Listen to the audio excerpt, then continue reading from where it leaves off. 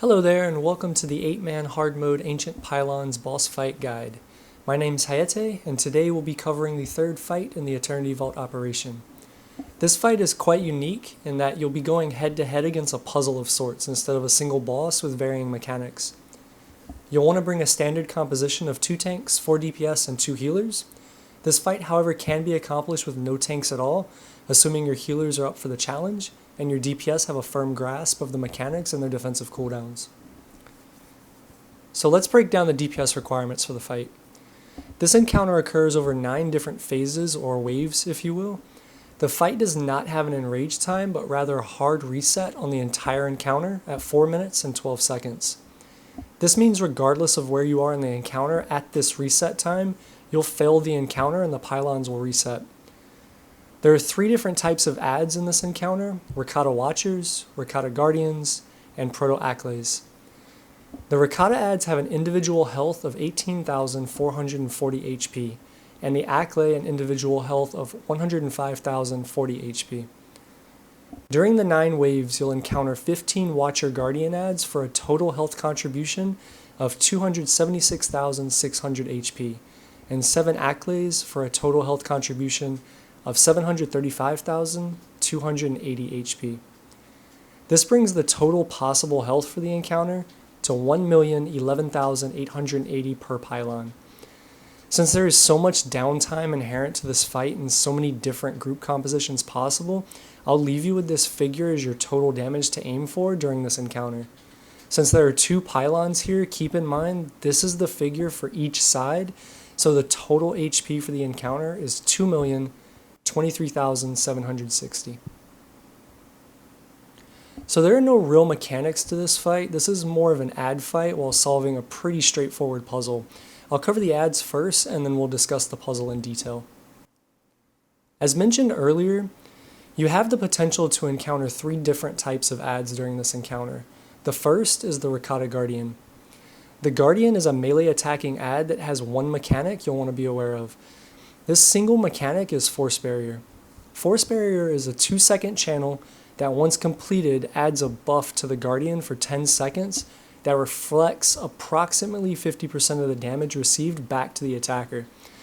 This channel is interruptible and the Guardian can be CC'd, so you'll have various ways of stopping this from going off. If the Guardian does gain this buff, either stop attacking until it's off or let your healer know and finish it off. The second add you'll deal with is the Ricotta Watcher. The Watcher does a simple attack called Force Bolt, which for the most part can just be ignored. The second and more important mechanic is Stasis Beam. The first person to attack the Watcher will be met with Stasis Beam, which is a 3-second channeled CC that lifts the player into the air. This ability is also interruptible and can be broken using your class CC break if needed. You really don't take damage from Stasis Beam, so you can just hang out if need be or have a group member interrupt for you. The last add is the Proto-Aclay. These can actually do a fair amount of damage and really do not have any inherent mechanics. Whoever picks this up should be aware of the damage that they'll take and take appropriate measures to mitigate the damage if needed. Generally, healers are more than capable of dealing with this damage. Either way, these adds can be hard CC'd, which will stop them from doing damage while you beat them to the ground. As an example, a Sentinel or Marauder can use Force Stasis or Force Choke, and this is a great way to do that. The last mechanic you'll deal with is the puzzle itself. At the pylon, there will be 2 clickable consoles, one oriented on the left side and one on the right. These 2 panels determine the way you spin the wheel. There will also be a smaller clickable center console in between these 2. In the middle of the pylon are 4 randomly oriented wheels with a specific color shown down the center. On the left and the right sides of the pylon wall are the specific colors you'll be searching for and trying to obtain in the middle for each level of the pylon. Once you've matched the center color with those on the wall, you'll use the center console to lock that level of the pylon into place. The pylon wheel itself follows the following pattern, and the colors of the wheel itself will always follow this color pattern. The only difference is the orientation in which they start and the direction you spin the wheel. Lastly, as you click the consoles to spin the wheel, you'll receive a 30-second debuff locking you out from being able to activate the console again. This means once you move the wheel, you'll be unable to do so again for 30 seconds. So the strategy for this fight is less of strategy and more about problem solving.